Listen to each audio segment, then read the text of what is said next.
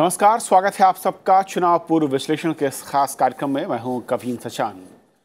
तो लोकसभा चुनाव के लिए ज्यादातर राजनीतिक दलों के घोषणा पत्र भी आ चुके हैं और पार्टियों ने अपनी रणनीति को आखिरी रूप भी दे दिया है। कुल मिलाकर कहें तो इस वक्त चुनाव प्रचार चरम पर है और पार्टियों का एजेंडा अलग अलग राज्यों में मतदाताओं को अपने पाले में खींचने का है। लेकिन आज अपने खास कार्यक्रम में बात उत्तराखंड और जम्मू कश्मीर की करेंगे। शुरुआत उत्तराखंड से, जहां पर लोकसभा की 5 सीटें हैं और इन 5 सीटों पर पहले चरण के तहत 11 अप्रैल को वोटिंग होनी है। उत्तराखंड में जो 5 लोकसभा सीटें हैं वो अल्मोड़ा, गढ़वाल, टिहरी गढ़वाल, नैनीताल, उधम सिंह नगर और हरिद्वार हैं। तो समझेंगे कि असल में किस तरीके से ये सीटें हैं, उत्तराखंड का गणित क्या है, मुद्दे क्या हैं, लेकिन क्या इतिहास है, पुराने आंकड़े क्या हैं, इसके लिए चलते हैं टीना के पास। शुक्रिया कविंद्र। डेटा सेंटर में हमारे सभी दर्शकों का स्वागत है। मैं हूं टीना झा। आज बात उत्तराखंड की हो रही है, जहां से 5 सदस्य लोकसभा के लिए चुनकर आते हैं। साल 2000 से जब से उत्तराखंड का गठन हुआ है, यहां बीजेपी और कांग्रेस के बीच सीधा मुकाबला रहा है, चाहे वो लोकसभा चुनाव में हो या फिर विधानसभा चुनाव में। इस बार भी ये दोनों ही पार्टियां आमने सामने हैं। 5 सीटों पर 11 अप्रैल को पहले चरण में मतदान होना है। इस बार उत्तराखंड में कौन सी पार्टी जनाधार हासिल कर पाएगी, अब ये तो 23 मई को आने वाले नतीजे बताएंगे। लेकिन पिछले चुनावों को अगर देखें तो ये साफ है कि राज्य की जनता ने अमूमन किसी एक पार्टी पर ही विश्वास जताया है। पहले बात करते हैं 2009 की। 2009 और 2014 में दिलचस्प बात यह है कि दोनों ही आम चुनावों में उत्तराखंड के नतीजे पूरी तरह से एक तरफा रहे। 2009 में कांग्रेस ने राज्य की 5 सीटों पर कब्जा किया, जबकि 2014 में जब देश भर में कांग्रेस विरोधी लहर थी, उस वक्त बीजेपी ने 5 सीटों पर अपना कब्जा जमाया। साल 2014 में कांग्रेस का हाथ खाली रहा उत्तराखंड में। अब अगर वोट शेयर की बात करें तो उत्तराखंड में जब 2009 के लोकसभा चुनाव हुए थे तो यहां बीजेपी को करीब 34% वोट मिले थे और कांग्रेस भी 43% से ज्यादा वोट जुटाने में कामयाब रही थी। बहुजन समाज पार्टी यानी बीएसपी ने भी 2009 में 15% से ज्यादा वोट हासिल किए थे। लेकिन 5 सालों के बाद 2014 के लोकसभा चुनाव में बीजेपी ने अपने वोट बैंक में जबरदस्त इजाफा किया और आंकड़े को 50% के पार पहुंचा दिया। पार्टी को पिछले लोकसभा चुनाव में उत्तराखंड में तकरीबन 56% वोट मिले तो कांग्रेस को 43% से गिरकर 34.4% वोट ही मिले। वोट बैंक के मामले में उत्तराखंड में बीएसपी को भी साल 2014 में काफी नुकसान हुआ। बीएसपी उत्तराखंड में 5% वोट भी नहीं जुटा सकी। कविंद्र।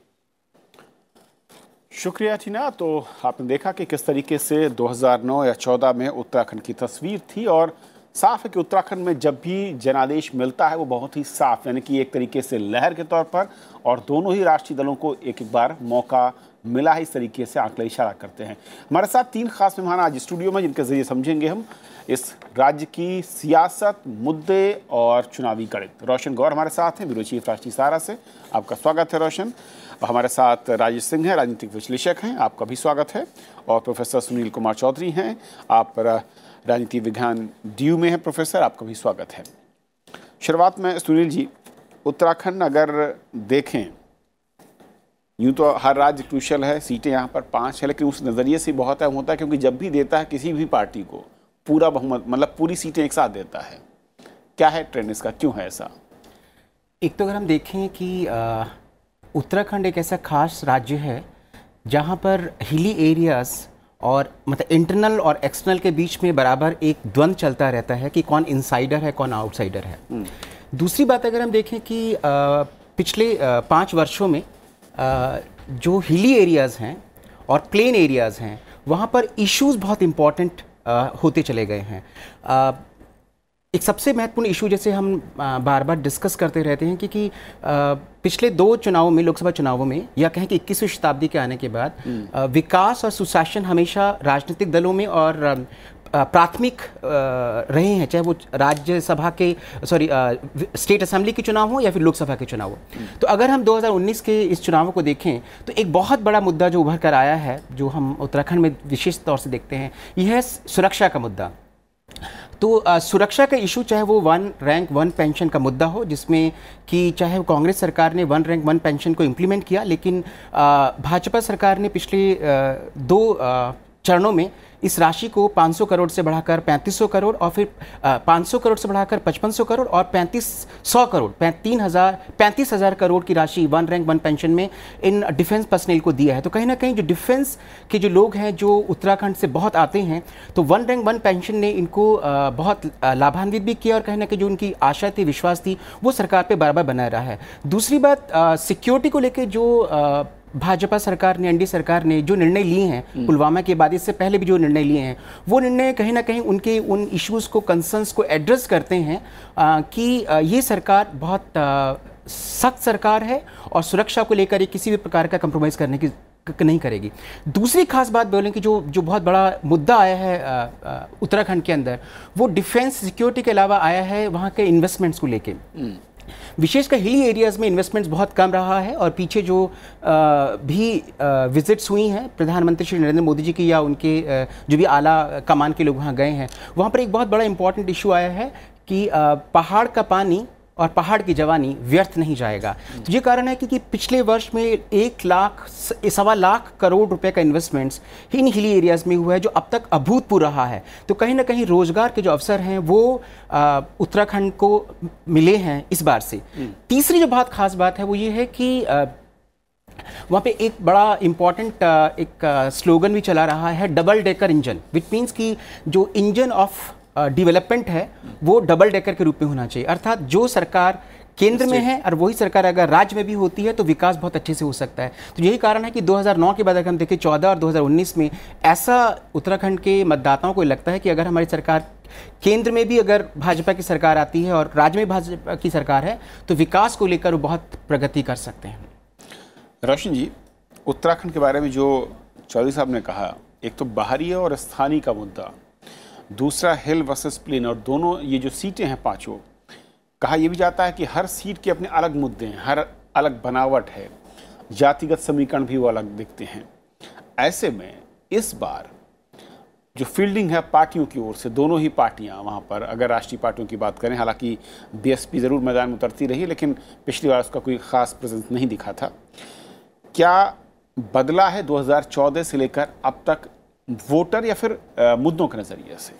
देखिए, उत्तराखंड के बारे में बात करें तो मोटे तौर पे उत्तराखंड के लोग राष्ट्रवादी होते हैं और इसीलिए आपने देखा होगा कि 1991-92 से लेकर जब से मंदिर इशू बीजेपी ने खड़ा किया, तब से बीजेपी को वहाँ से समर्थन मिलता रहा है कमोबेश। 2009 की अगर हम बात छोड़ दें तो जो इस बार वहाँ पे मुद्दा है वो सबसे बड़ा मुद्दा है वहाँ पे पलायन का। वहाँ की जो बेरोजगारी है, वहाँ पे करीबन 10,000 गांव ऐसे हैं जो खाली हो गए हैं, उनको भुतवा गांव कहते हैं। कुछ गांव तो ऐसे हैं कि अगर किसी व्यक्ति की मौत हो गई तो वहाँ कंधा देने के लिए पुरुष नहीं मिलते, तो रोज़गार के लिए गांव के गांव खाली हो रहे वहाँ पे। जो हमारी अभी 2011 की सेंसस आई है उसमें जो ग्रोथ रेट है, जो जनसंख्या बढ़ने का ग्रोथ रेट है, वो हमारे जो हिल स्टेशन, जो पहाड़ी जिले हैं उनमें घटती दर आई है। तो ये बहुत बड़ा चिंता का विषय है कि हम इतने सालों बाद, आज़ादी के 70 साल बाद, और जब हम राज्य की वहाँ पे मांग कर रहे थे और एक अलग राज्य बना, 2000 में राज्य बना, 18 साल 19 साल हो गए, कोई बदलाव नहीं आया है। सरकारें बदलती रही हैं लेकिन वहाँ की समस्या जस की तस है। दूसरी समस्या जो बात है कि बाहरी और लोकल लोगों की, वो बहुत बड़ा इशू है। वो इसलिए इशू है कि वहाँ के लोग मूलतः गरीब लोग हैं। वहाँ पे बाहर के लोगों ने क्या किया है कि ज़मीनें ले ली, सड़क के आसपास की उन्होंने होटलें बना दी हैं। गरीब लोगों को किसी तरह से उन्होंने ठग के या कहेंगे प्रभावित करके ज़मीनें ले ली, उनकी ज़मीनों पे होटल बना दिए, उन्हीं लोगों को वहाँ पे नौकर रख लिया है। तो जो कभी वहाँ ज़मीन का मालिक था आज उन होटलों में नौकर है, वहाँ पे काम कर रहा है। तो ये बहुत बड़ा इशू है वहाँ पे कि जो एक भोजन खंडूरी जब उसमें सीएम थे वहाँ पे, उन्होंने एक काम किया था कि 250 वर्ग मीटर तक आप ज़मीन ले सकते हैं अपने घर बनाने के लिए, उससे ज़्यादा आप नहीं लेंगे। लेकिन बाद में उसने कोर्ट ने इंटरवीन किया, फिर सरकारें बदली तो वो उसमें कहीं सफलता आई और अब आप देखेंगे कि बाहर के लोग वहाँ ज़्यादा से ज़्यादा ज़मीनें ले रहे हैं, और वहाँ जो कल्चर है वहाँ का, क्योंकि सीधे साधे लोग हैं, बाहर के लोग जाके वहाँ पे जो इस तरह से वहाँ की संस्कृति में मिलावट कर रहे हैं या वहाँ पे थोड़ा सा वहाँ पे गड़बड़ हो रहा है, उसके कारण एक बड़ा रोष है वहाँ पे। तो ये बहुत बड़ा मुद्दा है वहाँ पे, और इसलिए अभी इस बार चुनाव में वहाँ पे जो क्षेत्रीय दल है उत्तराखंड क्रांति दल, उसने एक इशू उठाया है कि वहाँ पे 370 लगनी चाहिए। जो हम कश्मीर से बात कर रहे हैं, अनुच्छेद 370 हटना चाहिए, वहाँ 370 लगाने की बात हो रही है, नहीं तो वहाँ का जो कल्चर है वो ख़त्म हो जाएगा। और बाहर के लोग वहाँ पे जो सीधे साधे लोगों की ज़मीनें हड़प रहे हैं, मैं कहूँगा हड़प रहे हैं, क्योंकि लोग यहाँ के लोगों के पास पैसा है, वहाँ लोगों के पास पैसा नहीं है। तो किसी तरह से ये बड़ा वहाँ पे चुनाव का मुद्दा है। हालांकि जब वहाँ वोट पड़ता है तो जैसे मैंने मोटे तौर पे कहा कि वहाँ के लोग राष्ट्रवादी होते हैं और बीजेपी को लोग ज़्यादा पसंद करते हैं। तो लेकिन जो निवेश नए रिकॉर्ड पर पहुंचा है, क्या ज़मीन पर वहाँ पर इसका असर? बिल्कुल कुछ नहीं। ये जो आया है सिर्फ मैदानी इलाकों में आया है। आपका उधम सिंह नगर में आया है, हरिद्वार में आया है, आपका देहरादून में आया है, जो मैदानी क्षेत्र है उसमें आया। पहाड़ों में कुछ नहीं गया, क्योंकि वहाँ के जो उद्योगपति है वो पहाड़ों में नहीं जाना चाहते हैं। जिसमें अटल बिहारी वाजपेयी की सरकार थी, उस सरकार ने वहाँ पे उद्योगों के लिए एक पैकेज दिया था कि जो पहाड़ों में जाएगा, इंडस्ट्री लगाएगा, उनको हम टैक्स में छूट देंगे। लेकिन जैसे ही वो आर्थिक पैकेज खत्म हुआ मनमोहन सिंह सरकार में, वैसे ही वही उद्योग वापस उत्तर प्रदेश में चले गए, या जो जहाँ से आए थे वहाँ चले गए, खाली हो गए। तो सिर्फ वो टैक्स बेनिफिट के लिए वहाँ आए थे। तो पहाड़ों में कुछ नहीं है, सिर्फ जो वहाँ पे डैम वगैरह बन रहे हैं उनमें ही जो कुछ काम है, और जो सरकारी ऑफिस है वही हैं, और लोकल लोगों ने जो थोड़ी बहुत दुकानें खोली हैं। अदरवाइज वहाँ पे होटल का जो ये टूरिज्म का बिजनेस है वो चल रहा है, और वो भी टूरिज्म टोटली पूरी तरह से बाहर के लोग कर रहे हैं। तो ये बहुत बड़ा इशू है वहाँ पे। राजेश जी, क्योंकि पहाड़ी जब राज्यों की बात करते हैं, उत्तराखंड को अगर मैं कहूँ, जिस तरीके की स्कीम्स स्थानीय लोगों के रोजगार या उनके आय को बढ़ाने को लेकर हो, या वहाँ पर स्पेसिफिक खेती की स्कीम्स हों, उसका अभाव दिखता है। और शायद रोशनी इसीलिए कह रहे हैं कि जो तमाम स्कीम्स हम देखते हैं जिनका नतीजा प्लेन इलाकों में या दूसरे राज्यों पर बेहतर दिखता है, वो उत्तराखंड जैसे राज्यों में जो पहाड़ी राज्य हैं वहाँ पर एक कम से कम 2/3 ऐसे इलाके होते हैं जहाँ पर उसका नतीजा शून्य या उससे कहीं इर्द गिर्द नज़र आता है। Specific schemes, specific district wise योजनाएं, इसकी कमी है। और क्या राजनीति में और चुनाव के वक्त में ये एक बड़ा मुद्दा दिखता है पहाड़ों में? देखिए, पहाड़ों में ये हिल वर्सेस प्लेन वाला मुद्दा जो है वो तो काफ़ी है, और वो ज़्यादा दिखता है जब चुनाव आ जाते हैं। ये बात सच है कि पहाड़ी इलाकों में जो स्कीम्स आती हैं, जो प्रोजेक्ट आते हैं वहाँ के विकास के लिए, वो इतने सफल नहीं हो पाते। उसका कारण शायद 1-2 हम गिना सकते हैं। पहला कारण तो खैर यही हो सकता है कि वहाँ के जो स्थानीय नेता हैं, जो लोकल्स हैं, शायद वो इस स्कीम्स को ठीक से मॉनिटर नहीं करते, उसको पुश नहीं करते, और उस पर ठीक से निगरानी नहीं रख सकते। दूसरी बात ये भी हो सकती है कि जैसे उत्तराखंड की ही बात है, तो जो गैर पहाड़ी इलाके हैं वहाँ के लोग, स्थानीय लोग, वहाँ के नेता, शायद उनकी पकड़ जो है या उनका इन्फ्लुएंस जिसको हम कहते हैं लोकल पॉलिटिक्स पे, या देहरादून में या दिल्ली में, शायद कुछ हद तक ज़्यादा होगा। ये भी एक कारण हो सकता है, क्योंकि और तो कोई कारण हो, केवल डेमोग्राफी से के कारण या ज्योग्राफी के कारण कहीं पे विकास हो या कहीं पे ना हो, ये तो मानना बड़ा मुश्किल है। आज के टेक्नोलॉजी ड्रिवन दुनिया में कहीं भी विकास हो सकता है।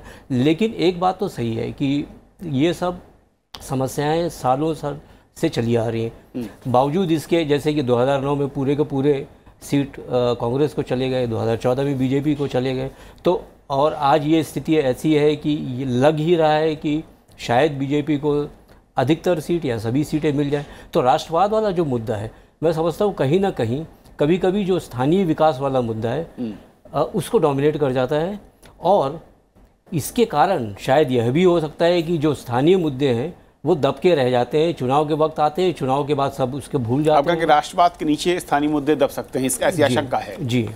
मैं एक बार फिर से चलूंगा डेटा सेंटर टीना के पास। टीना, क्योंकि जब लोकसभा चुनाव देखते हैं उसके बीच में विधानसभा चुनाव 2012-2017, उस वक्त क्या तस्वीर उभरी थी? क्योंकि उससे थोड़ा सा हमें आसानी होगा समझने को कि क्या वाकई समीकरण राजनीतिक तौर पर बदलते दिखते हैं, और क्षेत्रीय दल जो हैं वो पहले से कितने कमजोर या मजबूत खड़े दिखते हैं। जी बिल्कुल कविंद्र, उत्तराखंड में हुए विधानसभा चुनाव में अगर पार्टियों के प्रदर्शन को देखा जाए तो 2017 के विधानसभा चुनाव में उत्तराखंड की कुल 70 सीटों में से बीजेपी ने अकेले ही 57 सीटें जीती थी, जबकि कांग्रेस इस वक्त महज 11 सीटें जीतने में ही कामयाब हो पाई थी। 2 बाकी की सीटें अन्य के खाते में गई थी। जबकि 5 साल पहले 2012 के विधानसभा चुनाव में बीजेपी के पास 31 सीटें आई थी और कांग्रेस ने 32 सीटों पर जीत दर्ज की थी, केवल 1 सीट ज्यादा बीजेपी से। 7 सीटें इस वक्त अन्य के पास गई थी और इन्हीं के सहयोग से कांग्रेस ने उस वक्त प्रदेश में सरकार बनाई थी। अब अगर पार्टियों के वोट शेयर पर नजर डालें तो यहां 2012 के विधानसभा चुनाव में बीजेपी ने उत्तराखंड में 33% से ज्यादा वोट बटोरे थे। कांग्रेस को भी 34% के करीब लगभग वोट मिले थे और बीएसपी ने प्रदेश के विधानसभा चुनाव में तब 12% से ज्यादा वोटों को अपने पाले में किया था। बाकी का बचा 20% से ज्यादा वोट अन्य में बट गया था। 2017 में बीजेपी ने यहां भी अपना वोट परसेंटेज काफी बढ़ाया। पार्टी ने 47% वोट हासिल किए, जबकि कांग्रेस को 33.8% वोट मिले। बीएसपी का वोट परसेंटेज 2009 के मुकाबले 2014 के विधानसभा चुनाव में करीब 5% कम हुआ। मायावती की पार्टी को 7.1% वोट मिले, जबकि बाकी का 12% से ज्यादा वोट अन्य दलों में बट गया। कविंद्र, आपका समझाने के लिए कि विधानसभा चुनाव में तस्वीर क्या थी, किस तरीके से सीटें या फिर जो वोट शेयर है वो बदला है। इस बार जो अहम उम्मीदवार हैं उन पर एक नजर डाल लेते हैं कि उत्तराखंड की लोकसभा सीटों पर इस बार जो मुकाबला है उसके बीच में बड़े चेहरे। गढ़वाल सीट, यहाँ पर बीजेपी नेता और पूर्व मुख्यमंत्री और सांसद भुवनचंद खंडूरी के बेटे मनीष खंडूरी चुनाव मैदान में हैं, लेकिन कांग्रेस के टिकट पर है। उनके सामने बीजेपी के कद्दावर नेता तीरथ सिंह रावत हैं। टिहरी गढ़वाल सीट से बीजेपी ने इस बार माला लक्ष्मी सिंह को उम्मीदवार बनाया है और उनके सामने कांग्रेस के प्रीतम सिंह मैदान में है। नैनीताल उधम सिंह नगर सीट से बीजेपी के अजय भट्ट और वहीं कांग्रेस की ओर से पूर्व मुख्यमंत्री हरीश रावत और चुनाव मैदान में है। अल्मोड़ा लोकसभा सीट पर अजय टमटा बीजेपी की ओर से मैदान में है और प्रदीप टमटा कांग्रेस की ओर से चुनाव मैदान में है। हरिद्वार लोकसभा सीट पर बीजेपी के वरिष्ठ नेता और पूर्व मुख्यमंत्री रमेश पोखरियाल निशंक हैं, तो कांग्रेस ने वहां पर अमरीश कुमार को मैदान में उतारा है।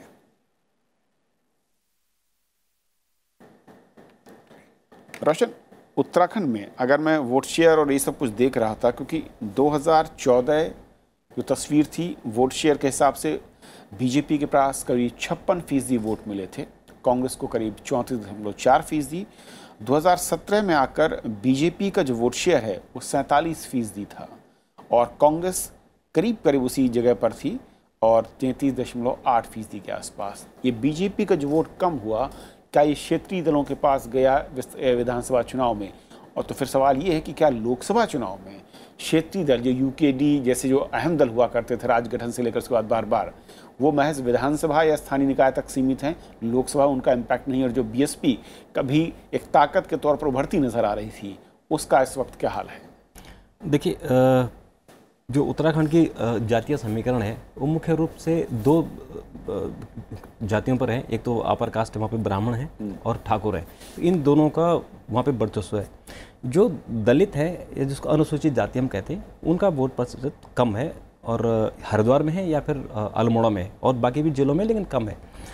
तो मोटे तौर पे जैसे बीजेपी को पहले वहाँ पे बहुत ज़्यादा मिला था, करीबन 56% मिला था और अगर वो घटा भी है विधानसभा चुनाव में, लेकिन अब सीटें देखिए कि 70 में से 57 सीटें मिली थी। इतनी बड़ी जीत इससे पहले कभी नहीं हुई थी। और जो बीएसपी से उम्मीद थी, जो बीएसपी का करीबन अगर हम 2009 की बात करें, इससे पहले की बात करें 2013 की, तो करीबन 3 सीटें उनको मिली थी विधानसभा की और 2017 की विधानसभा चुनाव में वो भी उनकी 0 हो गई है, क्योंकि वहाँ पे एक माहौल था उसमें जो मोदी लहर था।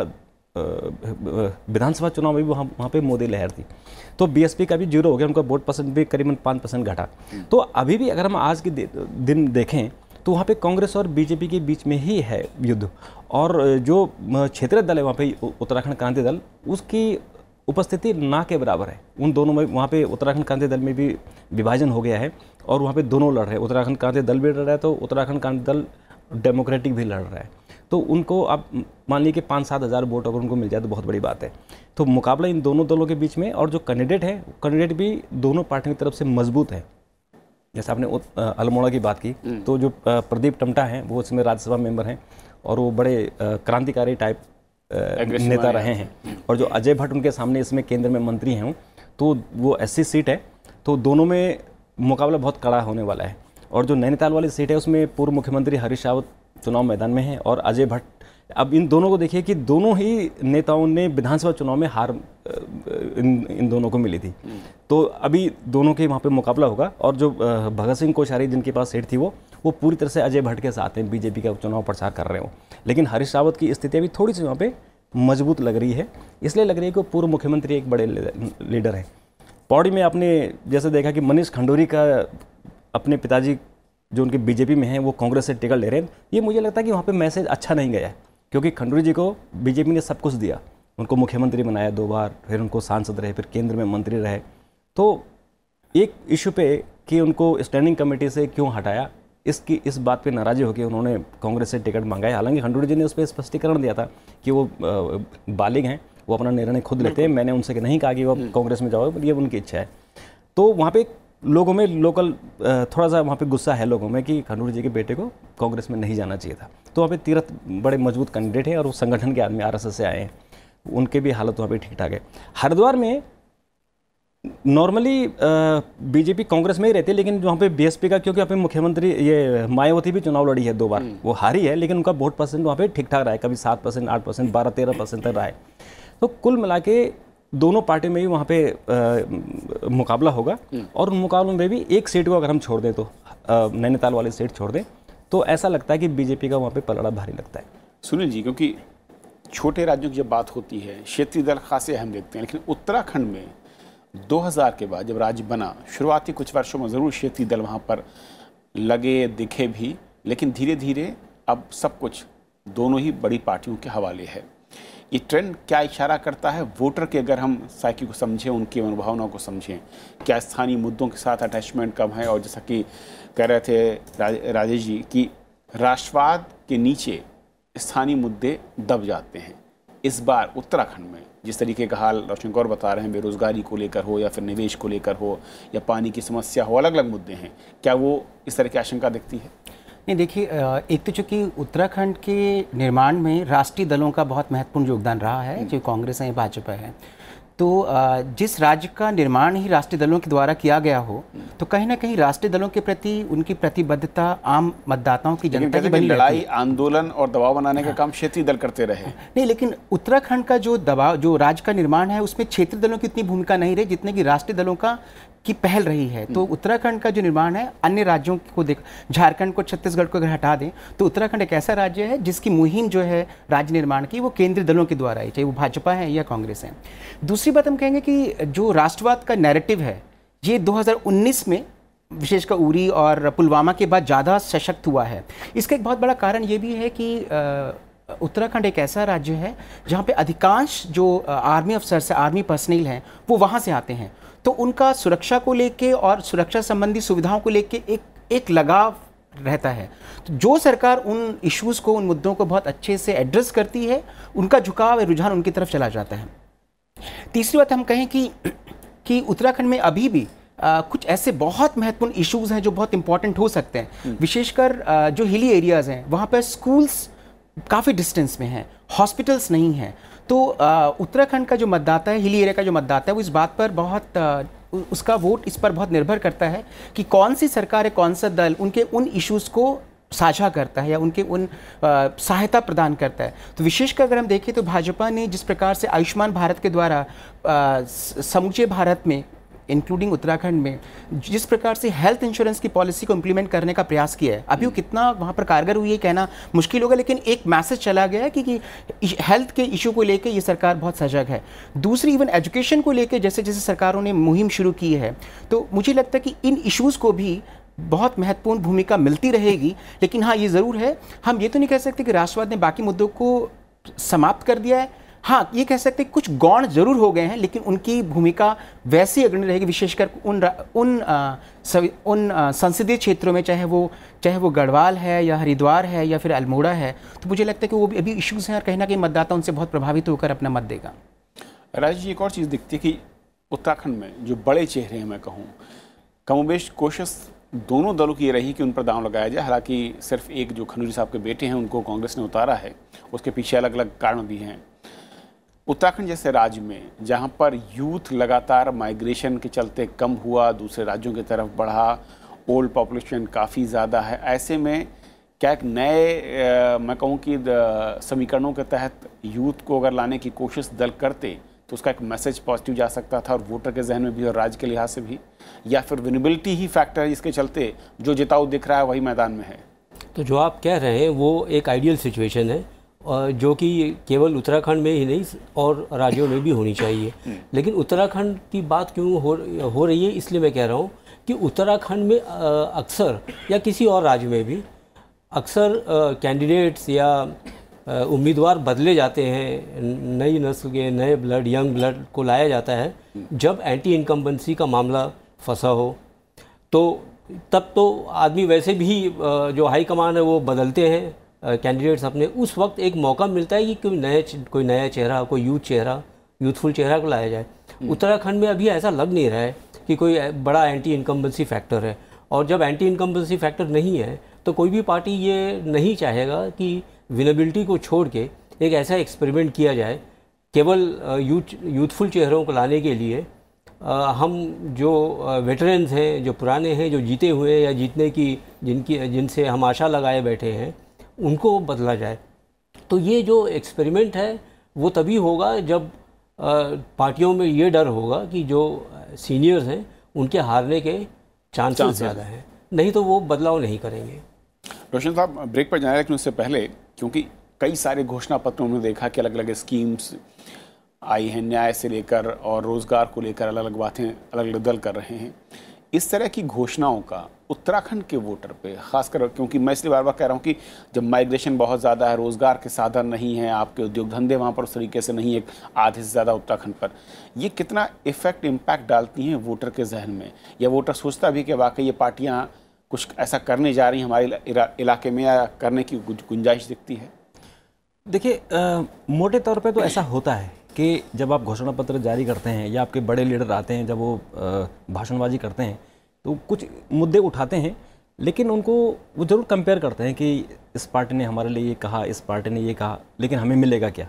और जब वो लेकिन वोट डालने जब जाते हैं तब उनके दिमाग में दूसरी तस्वीर होती है कि हम देश के नाम पे वोट डाल रहे हैं, हम प्रधानमंत्री किसको बनाना है उसके नाम पे वोट डालते हैं। तो वोट डालने का उनका जो नज़रिया है उसमें बदल जाता है। जो क्षेत्रीय मुद्दे जरूर हैं, उनकी जो जितनी समस्याएं हैं, बेरोजगारी की है, पलायन की है, पानी की है, बिजली की तमाम समस्याएं हैं, स्वास्थ्य की है, लेकिन जब वो वोट डालने जाता है तब वो राष्ट्रीय मुद्दों लेके जाता है। तो वहाँ पे उत्तराखंड के जो वोटर हैं उनके साथ यहाँ पे ज़रूर दिक्कत है, उनकी समस्याएं, अपनी समस्याओं को छोड़ के वो राष्ट्रीय समस्याओं पे आ जाते हैं। और वही ये 2019 के चुनाव में भी आपको देखने को मिलेगा। चलिए छोटा सा ब्रेक यहाँ पर लेंगे, और ब्रेक के बाद लौटेंगे तो बात करेंगे हम जम्मू कश्मीर की, समझेंगे वहाँ का गणित, चुनावी मुद्दे, सीटों में कौन से बड़े चेहरे हैं, और साथ ही दलों की ओर से वहाँ पर राष्ट्रीय या फिर क्षेत्रीय दलों की ओर से क्या मतदाताओं के सामने वादे हो रहे हैं।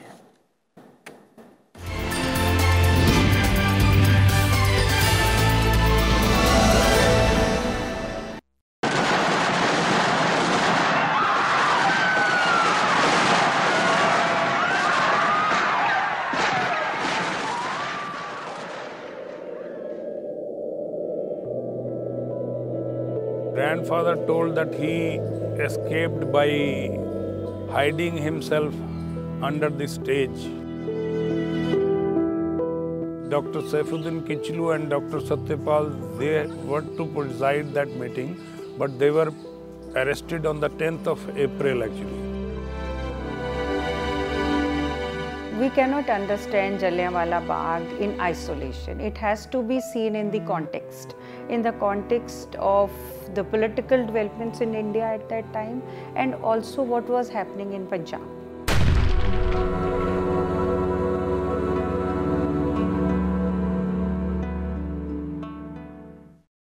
Watch In Depth with me, Smriti Rastogi, at 6 p.m.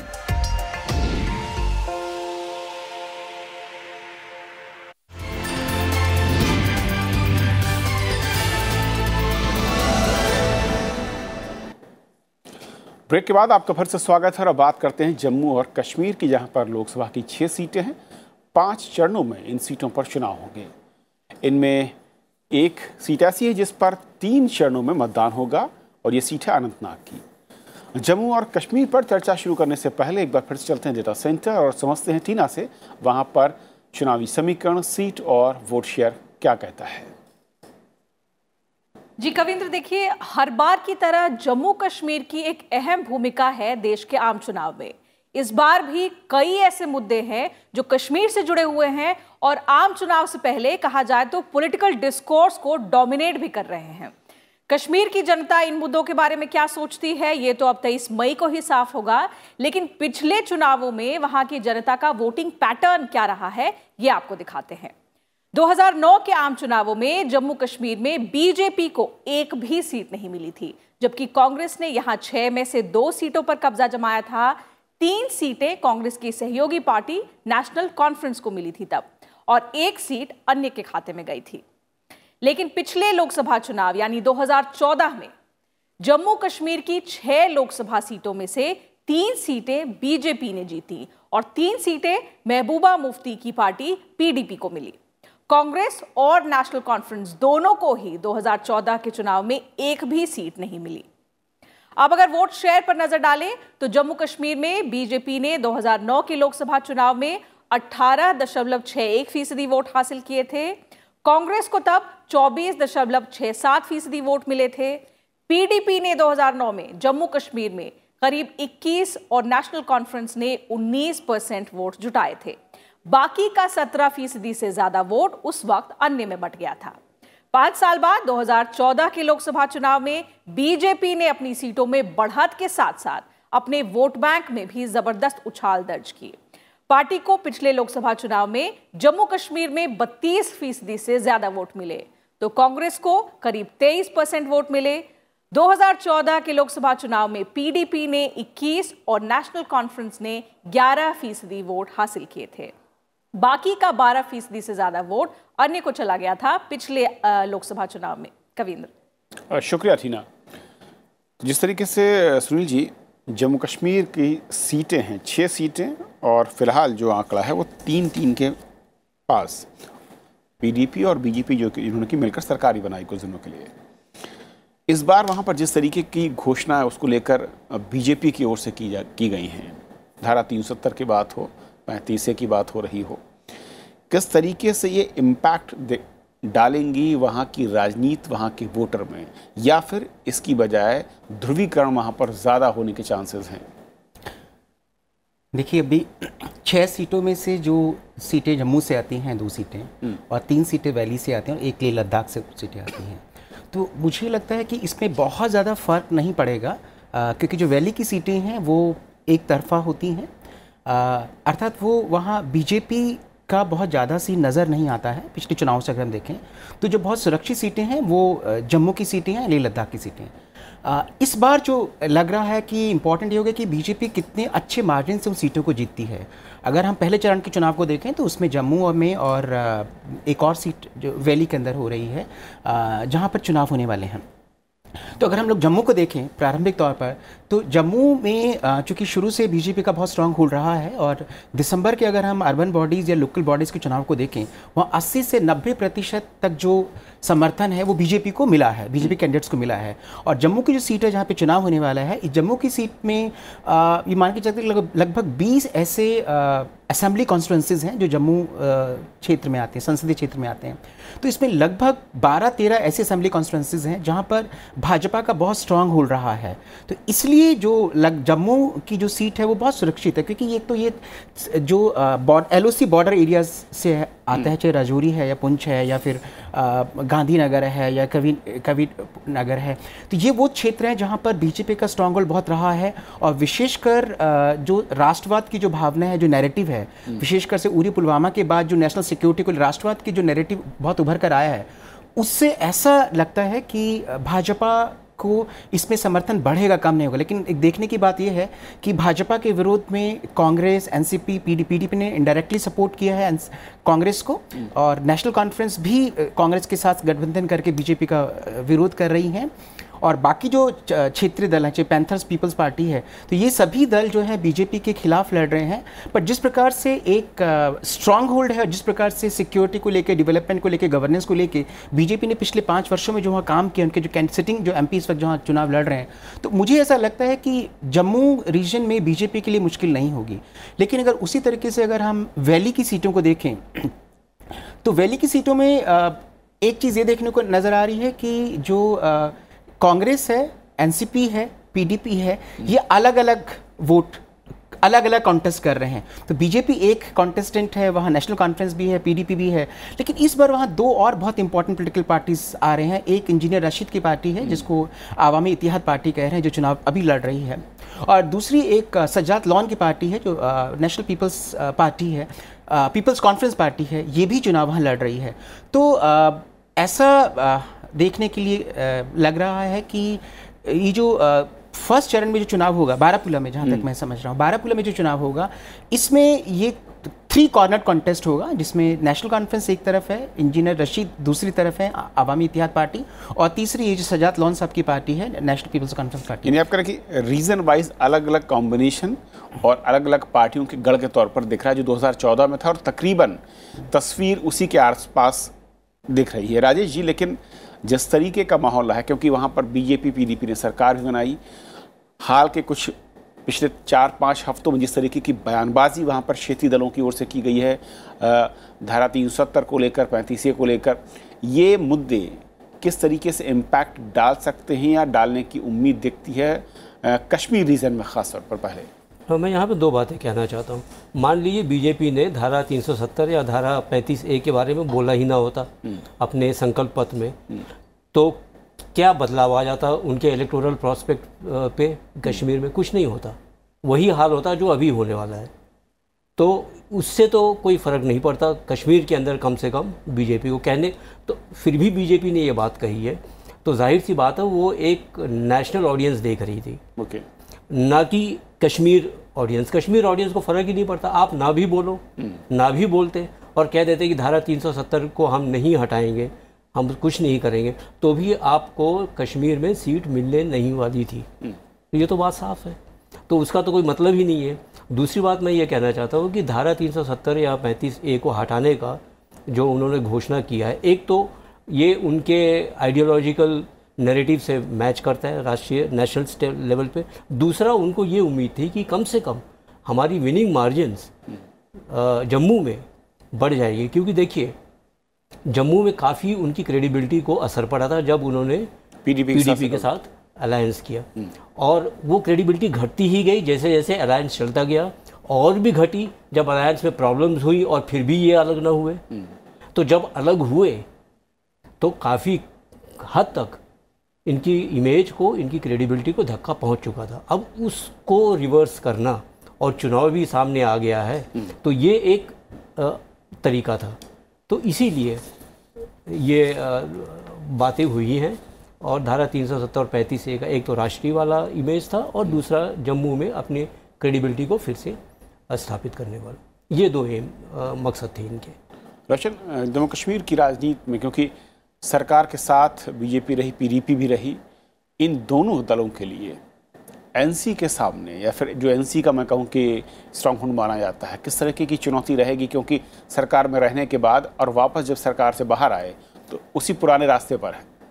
देखिए, जम्मू कश्मीर में जो अभी हमारे कह रहे थे साथी, वहाँ पे साफ साफ डिवीज़न दिखता है और बहुत कड़ा है कि जम्मू के लोग बीजेपी के साथ बहुत मजबूती से खड़े हैं, और वैसे कश्मीर के लोग बीजेपी से उतनी ही नफरत करते हैं। तो ये डिवीज़न आपको साफ साफ दिखेगा।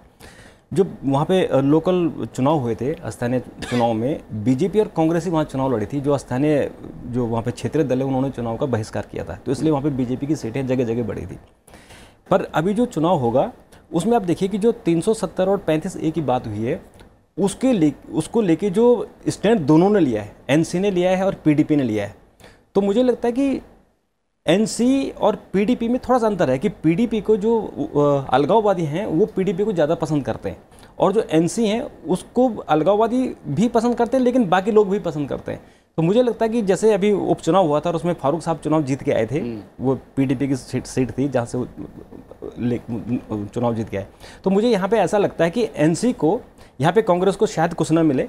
एनसी और पीडीपी वहाँ पे जो 3 सीटें हैं उनमें वहाँ पे आपस में बांटेंगे, और जम्मू और जो लद्दाख का क्षेत्र है वो बीजेपी के पास आएगा, क्योंकि ये जो राष्ट्रवाद का जो मुद्दा है वो बहुत वहाँ पे हावी है, और पूरा जो कश्मीर जो वैली है वो तो बीजेपी से बिल्कुल बीजेपी के साथ है ही नहीं, कुछ नहीं मिलेगा वहाँ पे बीजेपी को। इवन कि जो हम उम्मीद कर रहे थे कि पीडीपी और जो बीजेपी का अगर गठबंधन में होता तो भी बीजेपी को कुछ नहीं मिलता।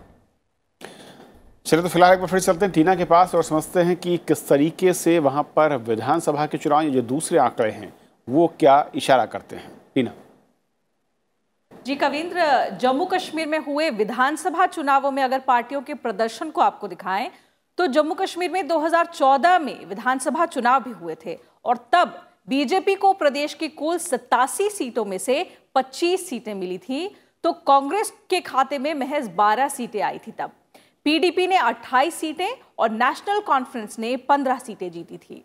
विधानसभा की बाकी की 7 सीटें थी वो अन्य के खाते में चली गई थी। जबकि इससे पहले जम्मू कश्मीर में जब 2008 में विधानसभा चुनाव हुए थे उस समय बीजेपी को प्रदेश में 11 सीटें मिली थी और कांग्रेस के खाते में 17 सीटें गई थी। पीडीपी ने 2008 में 21 और नेशनल कॉन्फ्रेंस ने 28 सीटों पर कब्जा जमाया था। बाकी की 10 बची सीटें अन्य में बट गई थी। अब अगर पार्टियों के वोट शेयर की बात करें तो 2008 के विधानसभा चुनाव में बीजेपी को जम्मू कश्मीर में 15% से ज्यादा वोट मिले थे, जबकि कांग्रेस के खाते में करीब 20% वोट गए थे। पीडीपी ने 2008 में जम्मू कश्मीर में 17.5% वोट हासिल किए थे और नेशनल कॉन्फ्रेंस ने 23% से ज्यादा वोटों पर अपना कब्जा जमाया था। 2014 के विधानसभा चुनाव में बीजेपी ने यहां 26.23% वोट हासिल किए, कांग्रेस को 18% वोट मिले थे। पीडीपी का वोट परसेंट 2008 के मुकाबले 2014 में बढ़ा था। पार्टी को 2014 के विधानसभा चुनाव में करीब 24% वोट मिले थे और नेशनल कॉन्फ्रेंस को 21.14%। बाकी का 10% से ज्यादा वोट अन्य पार्टियों को मिला था। कविन, शुक्रिया टीना। उधर जम्मू कश्मीर में अगर हम देखें 5 चरणों के तहत पहले चरण में जो 2 और दूसरे चरण में 2 सीटों पर वोटिंग होनी है। जम्मू कश्मीर के अनंतनाग सीट पर तीसरे, चौथे और 5वें चरण में वोटिंग होगी, यानी कि 3 दौर में। 5वें चरण में जम्मू कश्मीर की 6ठी लोकसभा सीट पर मतदान कराया जाएगा और इन सीटों पर अगर देखें तो कौन से वो चेहरे हैं। जम्मू और बारामूला जो लोकसभा सीट है वहाँ पर आप देख सकते हैं कि 11 अप्रैल को मतदान होना है और जम्मू सीट पर बीजेपी ने जुगल किशोर शर्मा को उतारा है तो कांग्रेस की ओर से रमन भल्ला हैं। बारामूला सीट से कांग्रेस ने हाजी फारूक अहमद मीर को अपना उम्मीदवार बनाया है और यूँ तो जम्मू कश्मीर में कांग्रेस और नेशनल कॉन्फ्रेंस का गठबंधन है, लेकिन प्रदेश की 3 सीटों पर दोनों के बीच में फ्रेंडली फाइट भी है और इसी फार्मूले के तहत बारामूला में से नेशनल कॉन्फ्रेंस ने मोहम्मद अकबर लोन को मैदान में उतारा है। दूसरे दौर में जम्मू कश्मीर की श्रीनगर और उधमपुर लोकसभा सीट पर चुनाव होगा। श्रीनगर सीट पर नेशनल कॉन्फ्रेंस के फारूक अब्दुल्ला और पीडीपी के आगा सैयद मोहसिन के बीच मुकाबला है। उधर उधमपुर सीट पर बीजेपी की ओर से केंद्रीय मंत्री डॉक्टर जितेंद्र सिंह और कांग्रेस की ओर से विक्रमादित्य सिंह के बीच मुकाबला है। अनंतनाग लोकसभा सीट जहां पर तीसरे, चौथे और 5वें चरण में वोटिंग होनी है, यहां पर नेशनल कॉन्फ्रेंस ने हसनैन मसूदी को उतारा है और पीडीपी अध्यक्ष महबूबा मुफ्ती भी यहां से चुनाव मैदान में है।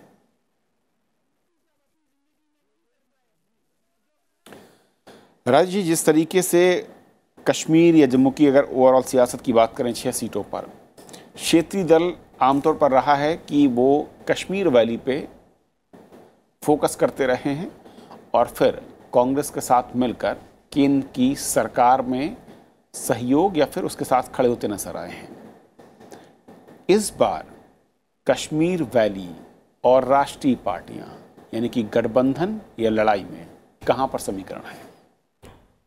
गठबंधन तो हो ही गया है एक तरह से नेशनल कॉन्फ्रेंस और कांग्रेस के बीच में। एक आध दो सीट्स आपने जो कही फ्रेंडली फाइट्स हैं, तो कश्मीर के अंदर तो एक नेशनल पार्टी और एक रीजनल पार्टी में गठबंधन है पहले से ही। इसमें मैं एक बात कहना चाहता हूँ कि नेशनल कॉन्फ्रेंस और पीडीपी दोनों ही एक दूसरे के कट्टर विरोधी हैं। लेकिन आप श्रीनगर में देखिए, जहाँ पे फारूक अब्दुल्ला साहब लड़ रहे हैं, उनके खिलाफ पीडीपी ने जो कैंडिडेट उतारे हैं या और बाकी दलों ने उतारे हैं, ये इतने कमज़ोर हैं सभी कि ऐसा लग रहा है कि इन्होंने पहले से ही मान लिया था कि फारूक अब्दुल्ला साहब को वॉकओवर दे दिया जाए। मतलब ये विडंबना ये है कि इन सभी में जो भी कैंडिडेट्स उतारे गए हैं फारूक अब्दुल्ला साहब के अगेंस्ट, उनमें जो बीजेपी का कैंडिडेट है वो ठीक ठाक है ज़रा।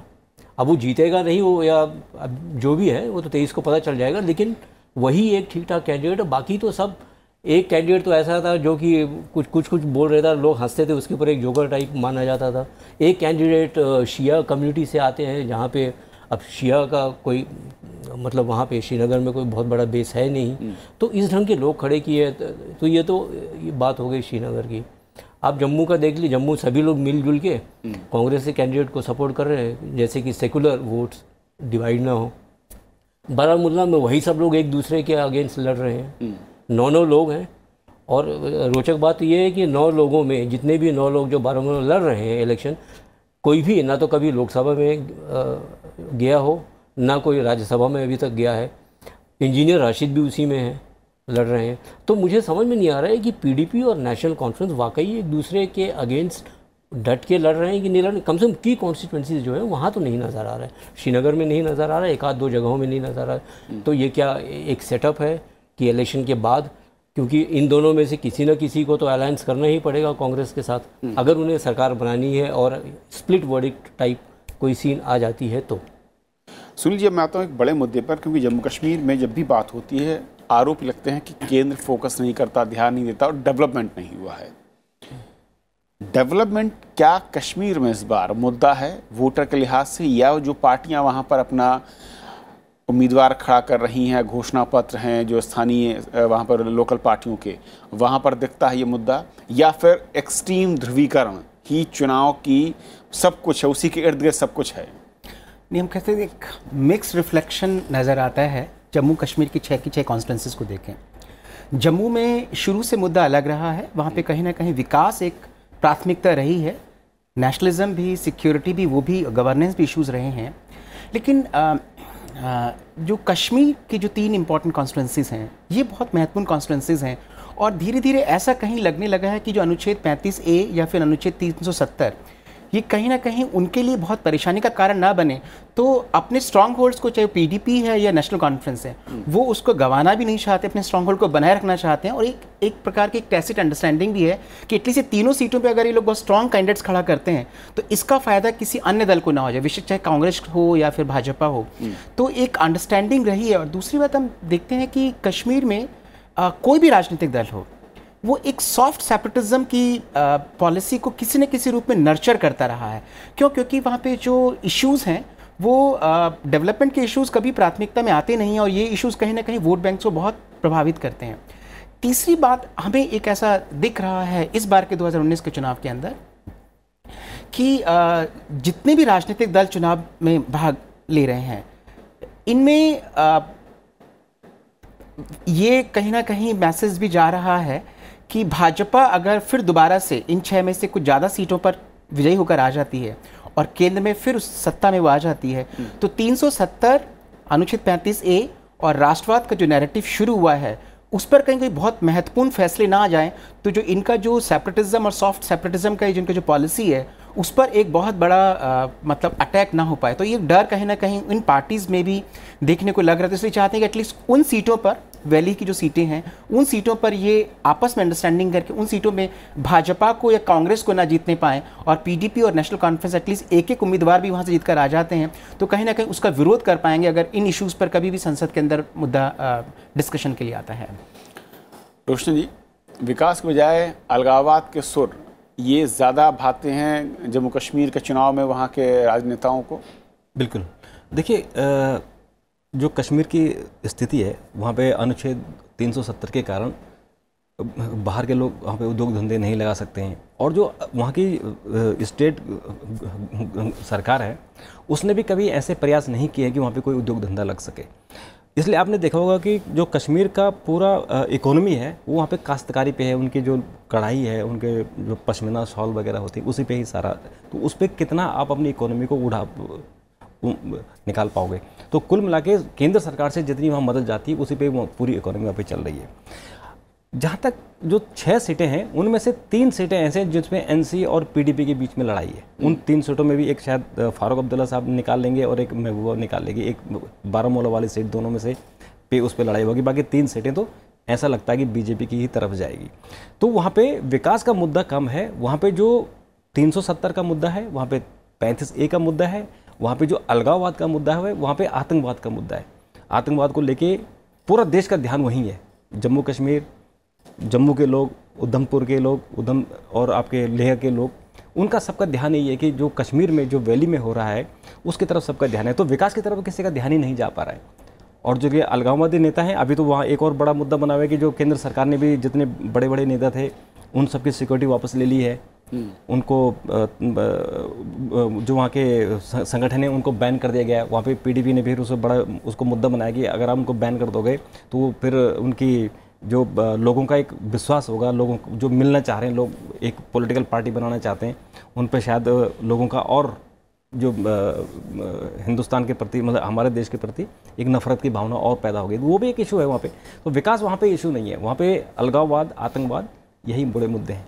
राज जी, एक आखिरी कमेंट आपका, क्या विकास इशू नहीं है और क्यों नहीं है? और दूसरा ये कि जिस तरीके से पिछले कुछ महीनों में चाहे वो हुर्रियत जो सेपरेटिस्ट लीडर थे उनके खिलाफ जांच की बात हो, सिक्योरिटी हटाने की बात हो, और जो सख्ती दिखाई गई है, ये कदम वहाँ पर चुनाव में किस तरीके का असर डाल सकते हैं?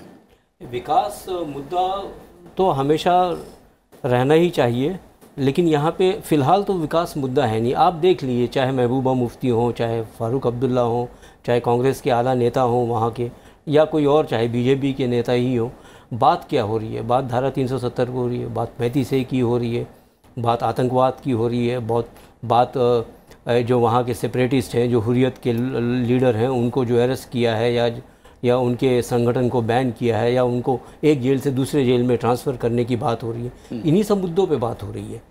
तो बात तो विकास की हो ही नहीं रही है वहाँ पे, और ना ही विकास, कम से कम कश्मीर की बात हम करें तो विकास तो इश्यू है ही नहीं, जबकि होना चाहिए था।